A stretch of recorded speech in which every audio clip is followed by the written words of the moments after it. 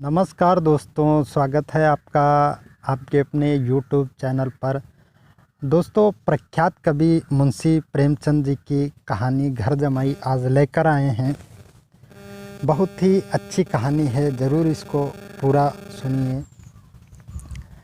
हरधन जेठ की दोपहरी में ऊँख में पानी देकर आया और बाहर बैठा रहा। घर में से धुआं उठता नज़र आता था, छन छन की आवाज़ भी आ रही थी। उसके दोनों साले उसके बाद आए और घर में चले गए। दोनों सालों के लड़के भी आए और उसी तरह से अंदर दाखिल हो गए, पर हरधन अंदर ना जा सका। इधर एक महीने से उसके साथ यहाँ जो बर्ताव हो रहा था, और विशेषकर कल उसे जैसी फटकार सुननी पड़ी थी, वह उसके पाँव में बेड़ियाँ सी डाले हुए थे। कल उसकी सास ही ने तो कहा था, मेरा जी तुमसे भर गया है, तुम्हारी ज़िंदगी भर का ठेका लिए बैठी हूँ क्या। और सबसे बढ़कर अपनी स्त्री की निष्ठुरता ने उसके हृदय के टुकड़े टुकड़े कर दिए थे। वह बैठी या फटकार सुनती रही, पर एक बार तो उसने मुँह से ना निकाला, अम्मा तुम क्यों इनका अपमान कर रही हो। बैठी गट सुनती रही। शायद मेरी दुर्गति पर खुश हो रही थी। इस घर में वह कैसे जाए, क्या फिर वही गालियाँ खाने, वही फटकार सुनने के लिए, यही फटकार सुनने के लिए। और आज इस घर में जीवन के 10 साल गुजर जाने पर यह हाल हो रहा है। मैं किसी से कम काम करता हूँ, दोनों साले मीठी नींद में सोए रहते हैं, और मैं बैलों को सानी पानी देता हूँ, छाटी काटता हूँ। वहाँ सब लोग पल पल पर चिलम पीते हैं। मैं आंखें बंद किए अपने काम में लगा रहता हूँ। संध्या समय घर वाले गाने बजाने चले जाते हैं। मैं घड़ी रात तक गाय भैंस धोता रहता हूँ। उसका यह पुरस्कार मिल रहा है कि कोई खाने को भी नहीं पूछता, उल्टे गालियाँ मिलती हैं। उसकी स्त्री घर में से डोल लेकर निकली और बोली, जरा इसे कुएं से खींच लो, एक बूंद पानी नहीं है। हरधन ने डोल लिया और कुएं से पानी भर लाया। उसे जोर की भूख लगी हुई थी, समझा अब खाने को बुलाने आवेगी, मगर स्त्री डोल लेकर अंदर गई तो वहीं की हो रही। हरधन थका मांदा चुदा से व्याकुल पड़ा पड़ा सो गया। सहसा उसकी स्त्री गुमानी ने आकर उसे जगाया। हरधन ने पड़े पड़े कहा, क्या है, क्या पड़ा भी ना रहने देगी, या और पानी चाहिए। गुमानी कट सुर में बोली, गुर्राते क्या हो, खाने को तो बुलाने आई हूँ। हरधन ने देखा उसके दोनों साले और बड़े साले के दोनों लड़के भोजन किए चले आ रहे थे। उसकी देह में आग लग गई। मेरी अब यह नौबत पहुँच गई कि इन लोगों के साथ बैठकर खा भी नहीं सकता। ये लोग मालिक हैं, मैं इनकी जूठी थाली चाटने वाला हूँ। मैं इनका कुत्ता हूँ जिसे खाने के बाद एक टुकड़ा रोटी डाल दी जाती है। यही घर है जहाँ आज से 10 साल पहले उसका कितना आदर सत्कार होता था। साले गुलाम बने रहते थे, सास मुँह जोती रहती थी, स्त्री पूजा करती थी। तब उसके पास रुपए थे, जायदाद थी। अब वह दरिद्र है। उसकी सारी जायदाद को इन्हीं लोगों ने कूड़ा कर दिया, इन्हीं लोगों ने कूड़ा कर दिया। अब उसे रोटियों के भी लाले हैं। उसके जी में एक ज्वाला सी उठी कि इस वक्त अंदर जाकर सास को और सालों को भिगो भिगो कर लगाए, पर जब्त करके रह गया। पड़े पड़े बोला, मुझे भूख नहीं है, आज ना खाऊंगा। गुमानी ने कहा, ना खाओगे मेरी बला से। हाँ, नहीं तो खाओगे, तुम्हारे ही पेट में जाएगा, कुछ मेरे पेट में थोड़ी ही ना चला जाएगा। हरधन का क्रोध आंसू बन गया। वह मेरी स्त्री है जिसके लिए मैंने अपना सर्वस्व मिट्टी में मिला दिया। मुझे उल्लू बनाकर यह सब अब निकाल देना चाहती है। वह अब कहाँ जाए, क्या करे। उसकी सास आकर बोली, चलकर खा क्यों नहीं लेते जी, रूठते किस पर हो। यहाँ तुम्हारे नखरे सहने का किसी में बूता नहीं है। जो देते हो वह मत देना। और क्या करोगे, तुमसे बेटी ब्याही है, कुछ तुम्हारी जिंदगी का ठेका थोड़ी न ले रखा। हरदन ने मरहमता होकर कहा, हाँ अम्मा, मेरी भूल ही थी। मैं यही समझ रहा था। अब मेरे पास क्या है कि तुम मेरी ज़िंदगी का ठेका लोगी। जब मेरे पास भी धन था तब सब कुछ आता था। अब दरिद्र हूँ, तुम क्यों बात पूछोगी। बूढ़ी सास भी मुँह फुलाकर भीतर चली गई। बच्चों के लिए बाप एक फालतू सी चीज़, एक विलास की वस्तु है। जैसे घोड़े के लिए चने का, बाबुओं के लिए मोहन भोग, माँ रोटी दाल है। मोहन भग उम्र भर ना मिले तो किसका नुकसान, मगर एक दिन रोटी दाल के दर्शन ना हो तो फिर देखिए क्या हाल होता है। पिता के दर्शन कभी शाम सवेरे हो जाते हैं। वह बच्चों को उछालता है, दुलारता है, कभी गोद में लेकर या उंगली पकड़कर सैर कराने ले जाता है। और बस यही उसके कर्तव्य की रीति है। वह परदेश चला जाए, बच्चे को परवाह नहीं होती, लेकिन माँ तो बच्चे का सर्वस्व है। बालक एक मिनट के लिए भी उसका वियोग नहीं सह सकता। पिता कोई हो उसे परवाह नहीं, केवल एक उछलने कूदने वाला आदमी होना चाहिए। लेकिन माता तो अपनी ही होनी चाहिए, 16 आने अपनी, वही रूप, वही रंग, वही प्यार, वही सब कुछ। वह अगर नहीं है तो बालक के जीवन का स्रोत मानो सूख जाता है। फिर वह शिव का नंदी है जिस पर फूल या जल चढ़ाना लाजमी नहीं, अख्तियारी है। हरदन की माता का आज 10 साल हुए देहांत हो गया था। उस वक्त उसका विवाह हो चुका था। वह 16 साल का कुंवार था। पर माँ के मरते ही उसे मालूम हुआ, मैं कितना निस्सहाय हूँ, जैसे उस पर उसका कोई अधिकार ही ना रहा हो। बहनों के विवाह हो चुके थे, भाई कोई दूसरा ना था। बेचारा अकेले घर में जाते भी डरता था। माँ के लिए रोता था पर माँ की परछाई से डरता था। जिस कोठरी में उसने देह त्याग किया था उधर वह आंखें उठाकर भी ना देखता था। घर में एक बुआ थी, वह हरदन का बहुत दुलार करती। हरदन को अब दूध ज़्यादा मिलता, काम भी कम करना पड़ता। बुआ बार बार पूछती, बेटा कुछ खाओगे। बाप भी अब उसे ज़्यादा प्यार करता, उसके लिए अलग एक गाय मंगवा दी। कभी कभी उसे कुछ पैसे दे देता कि जैसे चाहे खर्च करे। पर इन मरहमों से वह घाव न पूरा होता था जिसने उसकी आत्मा को आहत कर दिया था। यह दुलार और प्यार उसे बार बार माँ की याद दिलाता। माँ की घुड़कियों में जो मज़ा था वह क्या इस दुलार में था। माँ से मांग कर, लड़कर, ठुनक कर, रूठ कर लेने में जो आनंद था वह क्या इस भिक्षादान में भी था। पहले वह स्वस्थ था, मांग कर खाता, लड़ कर खाता। अब वह बीमार था। अच्छे से अच्छे पदार्थ उसे दिए जाते थे पर भूख ना थी। साल भर तक वह इस दशा में रहा। फिर दुनिया बदल गई। एक नई स्त्री जिसे लोग उसकी माता कहते थे उसके घर में आई और देखते देखते एक काली घटा की तरह उसकी संकुचित भूमंडल पर छा गई। सारी हरियाली, सारे प्रकाश पर अंधकार का पर्दा पड़ गया। हरदन ने इस नकली माँ से बात तक ना की, कभी उसके पास गया तक नहीं। एक दिन घर से निकला और ससुराल चला आया। बाप ने बार बार बुलाया पर उनके जीते जी वह फिर उस घर में ना गया। जिस दिन उसके पिता का देहांत की सूचना मिली, उसे एक प्रकार का ईर्ष्यामय हर्ष हुआ। उसकी आंखों से आंसू की एक बूंद भी न आई।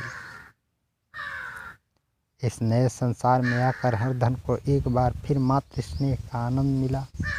उसकी सास ने ऋषि वरदान की भांति उसके शून्य जीवन को विभूतियों से परिपूर्ण कर दिया। मरुभूमि में हरियाली उत्पन्न हो गई। सालियों की चुहल में, सास के स्नेह में, सालों के वाक्य विलास में और स्त्री के प्रेम में उसके जीवन की सारी आकांक्षाएं पूरी हो गई। सास कहती, बेटा तुम इस घर को अपना ही समझो, तुम ही मेरी आंखों के तारे हो। वह उससे अपने लड़कों की बहुओं की शिकायत करती। वह दिन में समझता था,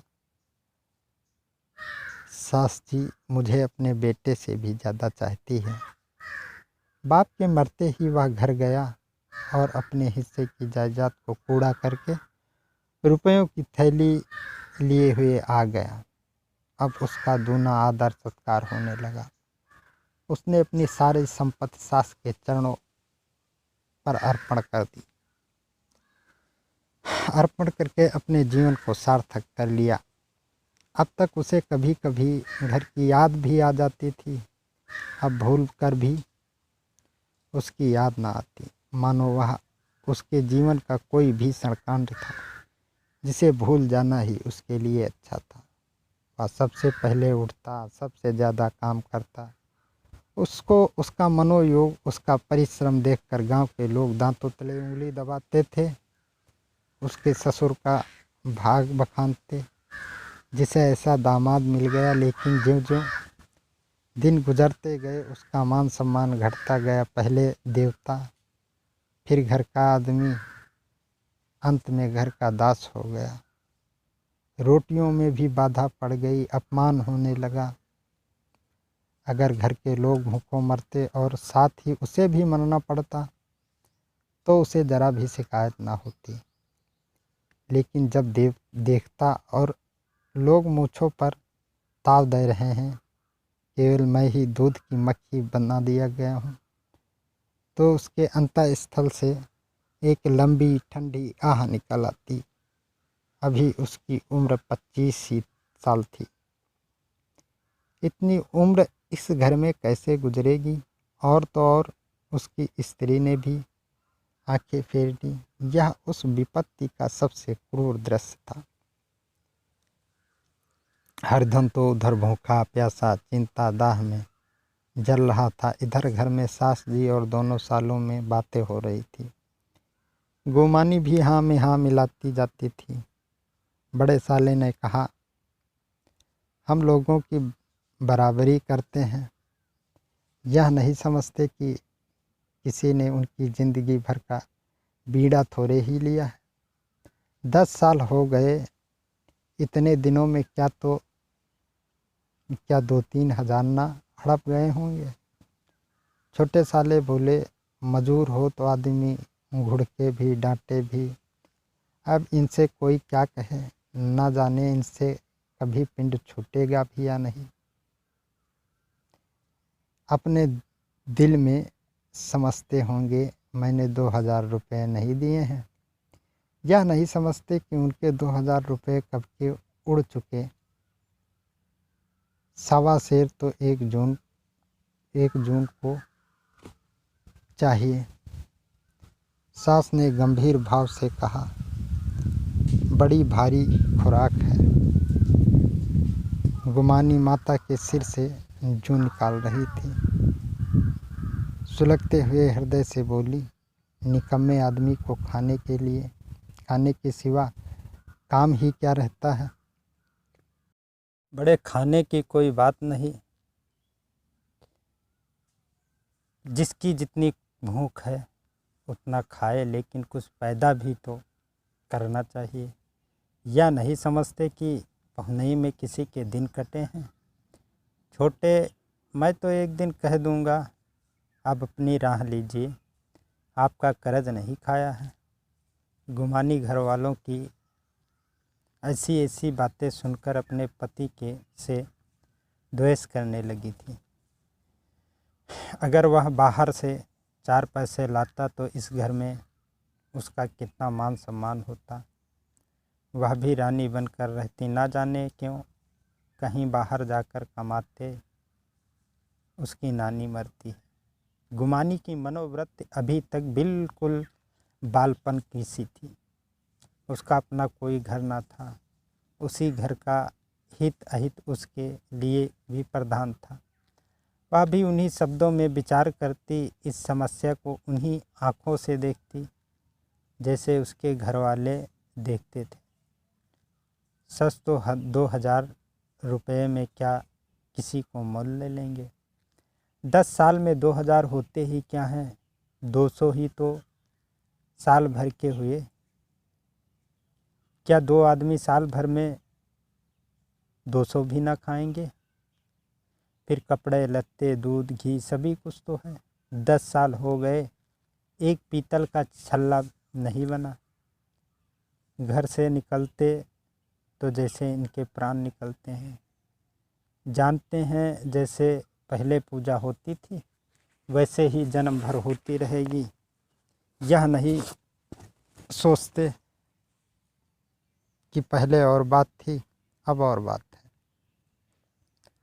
बहू तो पहले ससुराल जाती है तो उसका कितना महात्म होता है।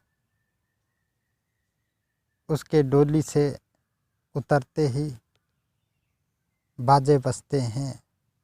गांव मोहल्ले की औरतें उसका मुंह देखने आती हैं और रुपए देती हैं।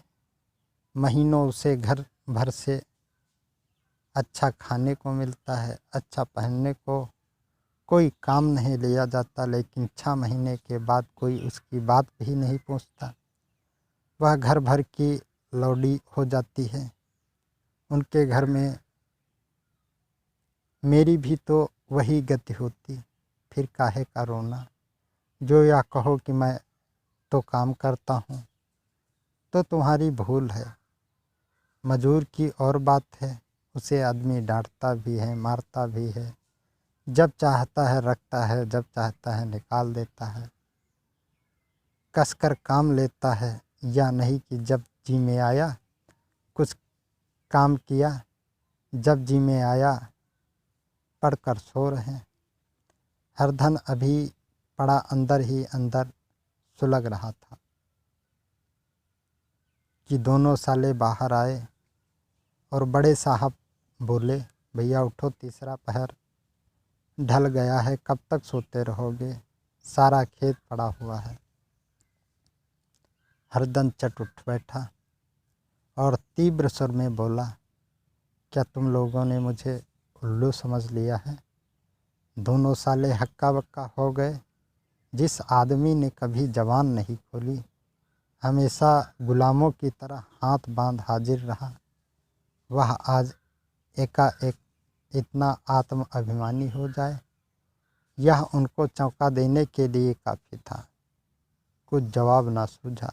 हरधन ने देखा इन दोनों के कदम उखड़ गए हैं तो एक धक्का और देने की प्रबल इच्छा को ना रोक सका।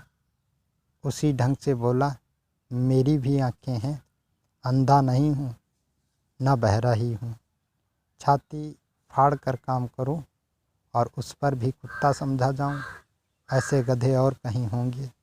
अब बड़े साले भी गर्म पड़े, तुम्हें किसी ने यहाँ बांध तो नहीं रखा है। अब की हरधन लाजवाब हुआ, कोई बात न सूझी। बड़े ने फिर उसी ढंग से कहा, अगर तुम यह चाहो कि जन्म भर पहुने बने रहो और तुम्हारा वैसा ही आदर सत्कार होता रहे तो यह हमारे वश की बात नहीं है। हरधन ने आंखें निकाल कर कहा, क्या मैं तुम लोगों से कम काम करता हूँ। बड़े, यह कौन कहता है। हरधन तो तुम्हारे घर की नीति है कि जो सबसे ज़्यादा काम करे वही भूखों मारा जाए। बड़े, तुम खुद खाने नहीं गए, क्या कोई तुम्हारे मुंह में कौर डाल देता। हरधन ने ओंठ चबाकर कहा, मैं खुद खाने नहीं गया। कहते तुम्हें लाज नहीं आई। नहीं आई थी बहन तुम्हें बुलाने। छोटे साले ने कहा, अम्मा भी तो आई थी, तुमने कह दिया मुझे भूख नहीं है, तो क्या करती। सास भीतर से लपकी चली आ रही थी। यह बात सुनकर बोली, कितना कहकर हार गई, कोई उठे ना तो मैं क्या करूं। हरधन ने विष खून और आग से भरे हुए स्वर में कहा, मैं तुम्हारे लड़कों का जूठा खाने के लिए हूँ?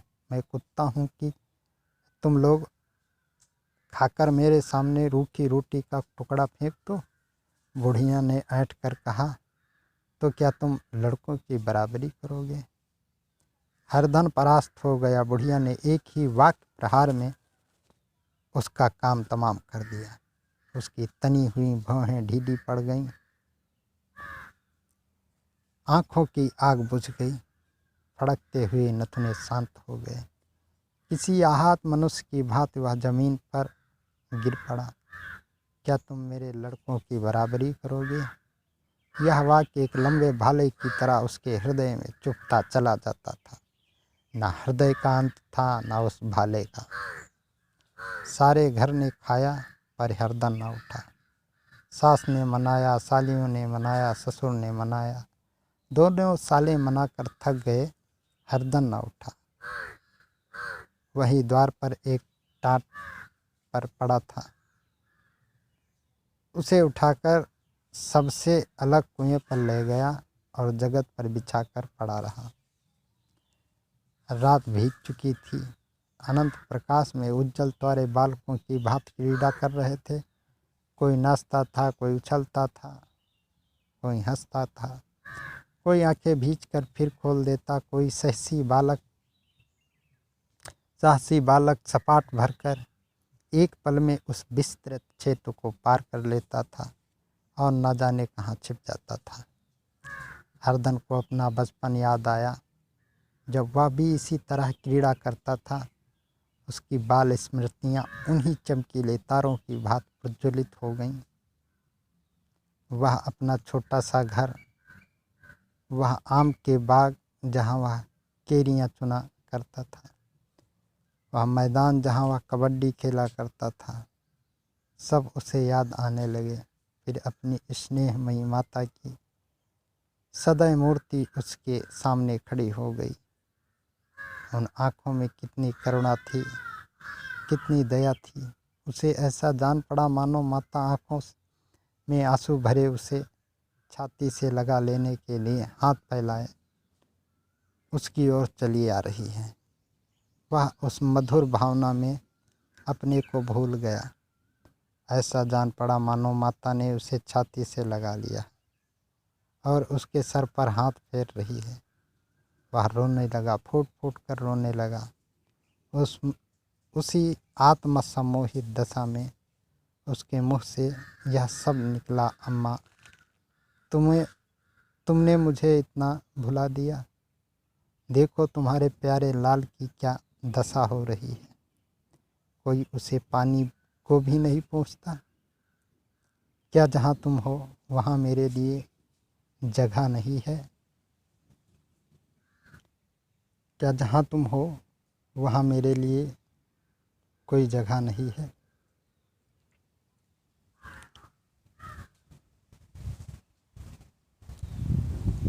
सहसा गुमानी ने आकर पुकारा, क्या सो गए तुम।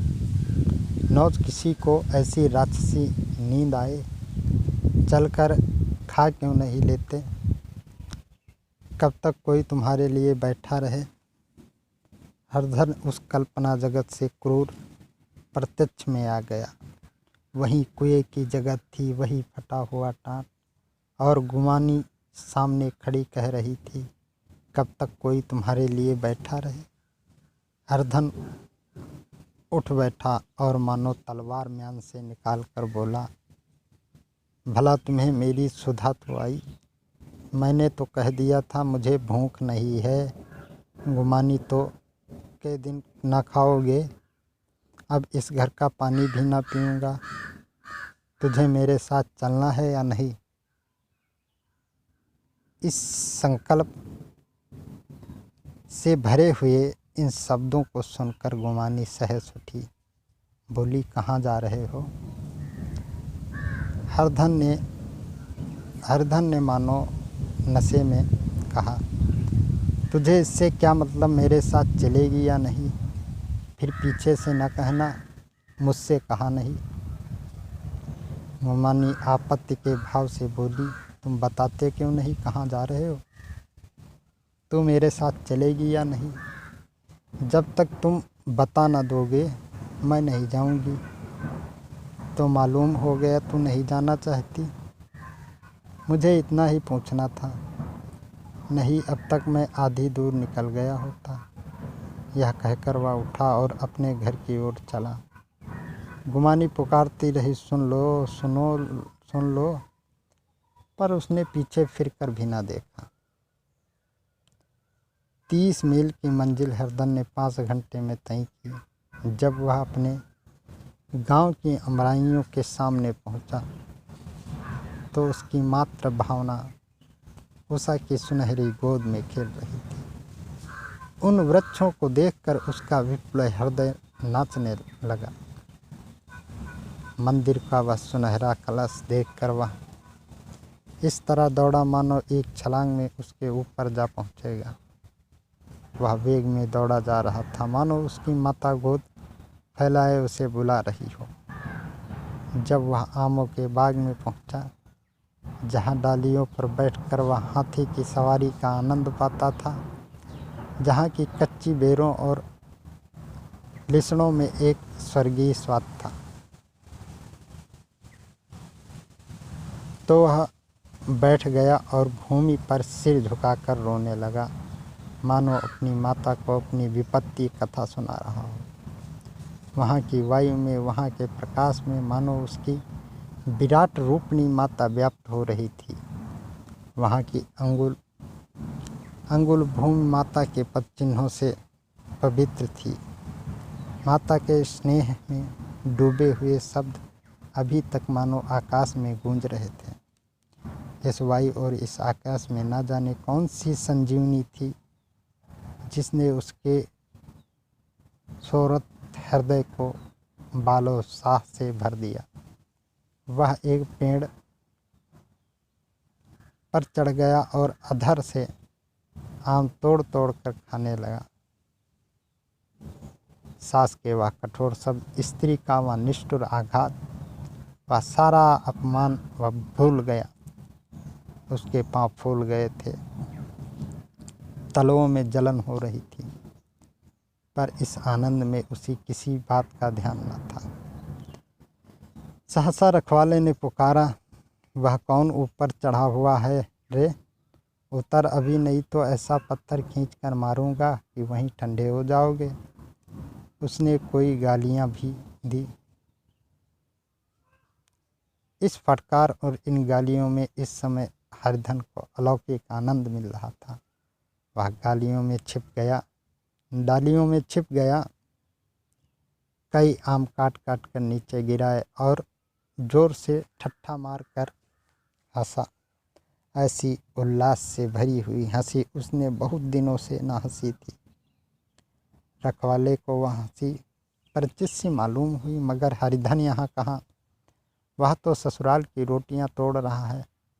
कैसा हंसौड़ा था, कितना चिलबिल्ला, न जाने बेचारे का क्या हाल हुआ। पेड़ की डाल से तालाब में कूद पड़ता था। अब गांव में ऐसा कौन है? डांट कर बोला, वहाँ बैठे बैठे हंसोगे तो आकर सारी हंसी निकाल दूंगा, नहीं सीधे से उतर आओ। वह गालियां देने जा रहा था कि एक गुठली आकर उसके सिर पर लगी। सिर सहलाते हुए बोला, यह कौन शैतान है? नहीं मानता, ठहर तो मैं आकर तेरी खबर लेता हूँ। उसने अपनी लकड़ी नीचे रख दी और बंदरों की तरह चटपट ऊपर चढ़ गया। देखा तो हरधन बैठा मुस्कुरा रहा है। चकित होकर बोला, अरे हरधन, तुम यहाँ कब आए?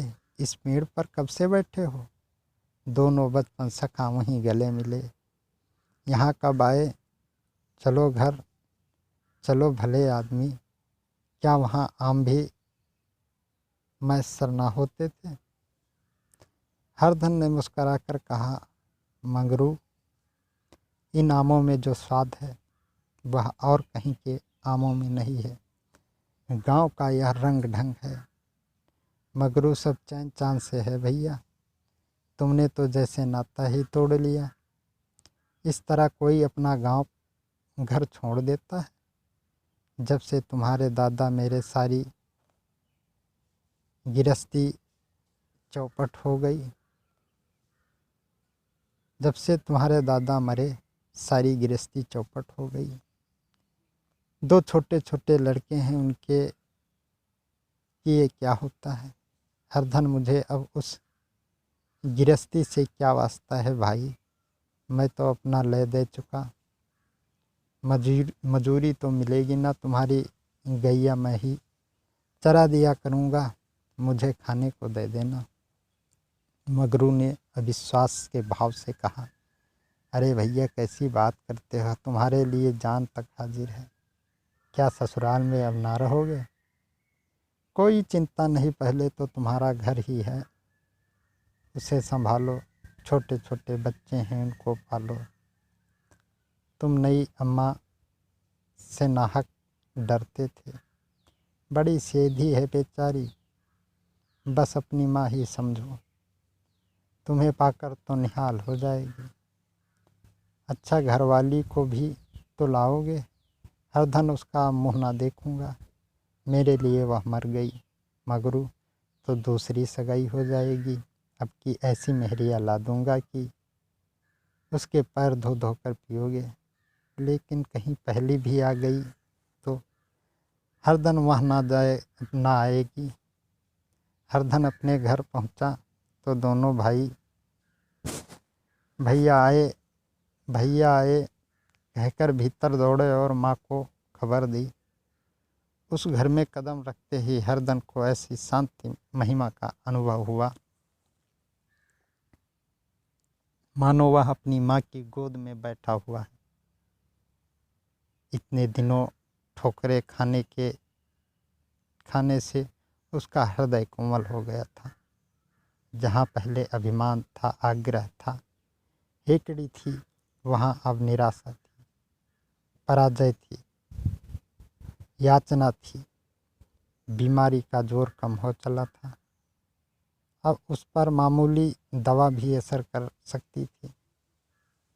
किले की दीवारें छिद्र चुकी थीं, अब उसमें घुस जाना असहाय न था। वहीं घर जिससे वह एक दिन विरक्त हो गया था, अब गोद फैलाए उसे आश्रय देने को तैयार था। हरधन का निरालंबन मन यह आश्रय पाकर मानो तृप्त हो गया। शाम को विमाता ने कहा, बेटा तुम घर आ गए, हमारे धन भाग, अब इन बच्चों को पालो। माँ का नाता ना सही, बाप का नाता तो है ही। मुझे एक रोटी दे देना, खाकर एक कोने में पड़ी रहूँगी। तुम्हारी अम्मा से मेरा बहन का नाता है, उस नाते से भी तो तुम मेरे लड़के होते हो। हरधन की मात्र बिहोड़ आँखों को विमाता के रूप में अपनी माता के दर्शन हुए। घर के एक एक कोने में मात्र स्मृतियों की छटा चांदनी की भांति छिटकी हुई थी। विमाता का प्रौढ़ मुखमंडल भी उसी छटा से रंजित था। दूसरे दिन हरधन फिर कंधे पर हल रखकर खेत को चला। उसके मुख पर उल्लास था और आंखों में गर्व। वह अब किसी का आश्रित नहीं, आश्रयदाता था। किसी के द्वार का भिक्षुक नहीं, घर का रक्षक था। एक दिन उसने सुना गुमानी ने दूसरा घर कर लिया। माँ से बोला, तुमने सुना काकी, गुमानी ने घर कर लिया। काकी ने कहा, घर क्या कर लेगी, ठट्ठा है। बिरादरी में ऐसा अंधेर, पंचायत नहीं अदालत तो है। हरधन ने कहा, नहीं काकी, बहुत अच्छा हुआ, ला महावीर जी को लड्डू चढ़ाऊं। मैं तो डर रहा था कहीं मेरे गले ना आ पड़े। भगवान ने मेरी सुन ली। मैं वहाँ से यही ठान कर चला था, अब उसका मुँह ना देखूँगा। दोस्तों, कहानी यहीं पे समाप्त होती है। यदि कहानी पसंद आई हो तो हमारे चैनल को सब्सक्राइब करें और वीडियो अच्छा लगा हो तो लाइक करें। धन्यवाद दोस्तों।